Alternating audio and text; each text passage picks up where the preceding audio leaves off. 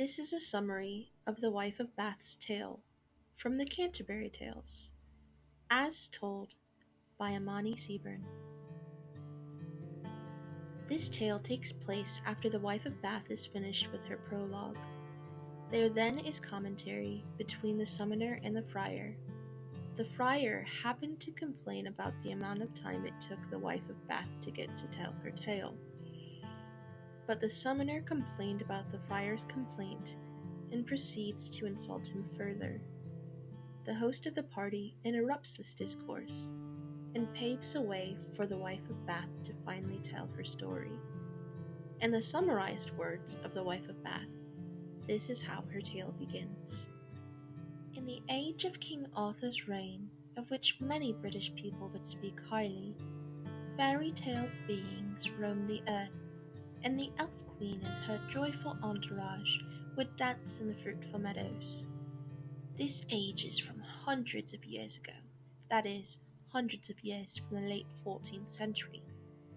But now we no longer see elves because of the surplus amount of holy friars.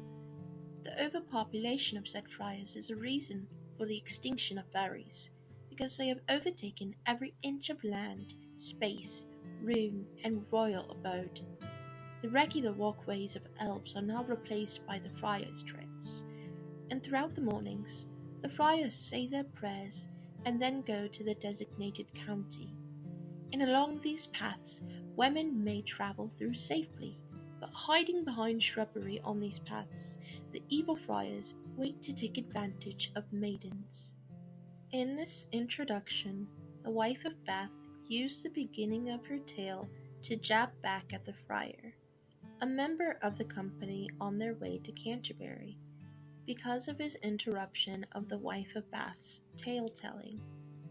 The literary chart points this out when it says, quote, "Even though the Wife of Bath sets her fable in the romantic realm of Arthurian legend, she takes the opportunity to retaliate against the friar, who had just rudely interrupted her." Unquote. This may be evident already, but the characters in the Canterbury Tales, who are sharing their different tales, have a habit of being colorfully contemptuous with one another through creative folklore. I like to imagine that the Wife of Bath gave the friar a stinging glare after she finished the introduction of her tale. Now, let's continue in the story. As I was saying, the king of this tale, King Arthur, happened to have an amorous bachelor under the roof of his castle. One day, when the knight was riding his horse back from the river, he spotted a lonely young maiden. Against her efforts and wishes, the knight forced himself upon her and dishonored her chastity. Commotion stirred throughout the kingdom because of this injustice, as such a thing was against the law. Eventually, King Arthur heard of this and commanded the knight to be decapitated. The knight should have had his head rolled, but the queen had an objection. Now pay close attention here. The queen and her fair ladies pleaded with the king to show grace, so the king allowed the queen to determine the knight's fate. With high gratitude, the queen thanks the king for granting her this authority. So was such a proposition that the queen had in mind. She spoke to the knight. "With the way things are now, you have no way to know that your life is secure. But if you can answer me this question, you may be able to save your head from your previous fate. What is it that women most desire? If you cannot give me the answer now, then I will give you 1 year to find it. You have 1 year to discover the secret. Now give me your word that you will return to this place a year from now to give the answer, or give your life." With much sorrow and deep sighs, the knight was crushed by his lack of freedom. For in the coming year, he was slave to finding the answer to the queen's question, and he knew how quickly time would pass.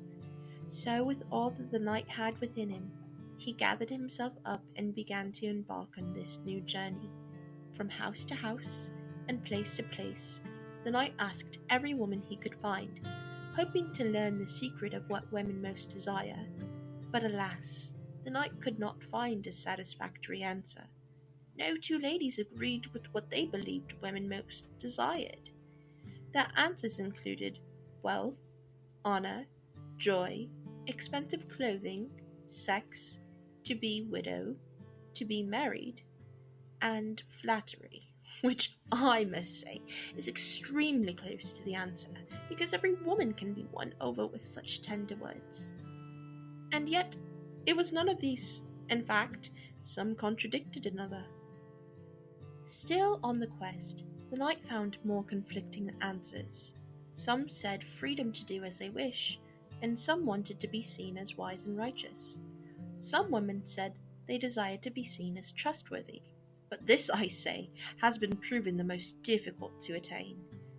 With the example of Midas's tale, women are known to be fickle in keeping secrets. Oh, and you all have surely heard the tale of Midas. Do you want to hear it? It says that Midas's wife, Ovid, had such a challenging time keeping the secret of Midas's donkey ears that she had to scream it into the marsh waters just to keep from explosively sharing such a shameful secret. For it was to the wishes of Midas and her own shame that she had kept the secret to herself for so long. But back to our knight. Losing hope, the knight was consumed with grief and a downcast soul.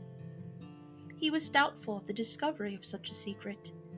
Thus, the knight began to give up and turned homebound. On his way back, he happened to see a party of dancing ladies numbering over 20 in the woods. With eagerness, the knight drew close to the women, hoping he could glean a satisfactory answer from them. As he drew closer, the party of dancing ladies disappeared, and all that was left was an old ugly woman. Struck by curiosity, the old woman asked the knight, "Sir Knight, there are no marked roads in this area. What are you searching for?" "I may have the best answer, since old age contributes to wisdom." The knight's response was as follows: "Madam, my death is absolute if I do not find out what all women desire most. If you have such an answer, please, I beg you, I will repay you."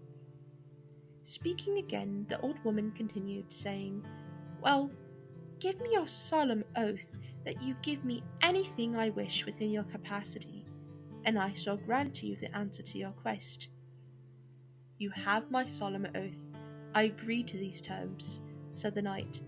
"Well then," said the old woman, "I don't mean to brag, but you will surely live, because the queen will agree with my answer."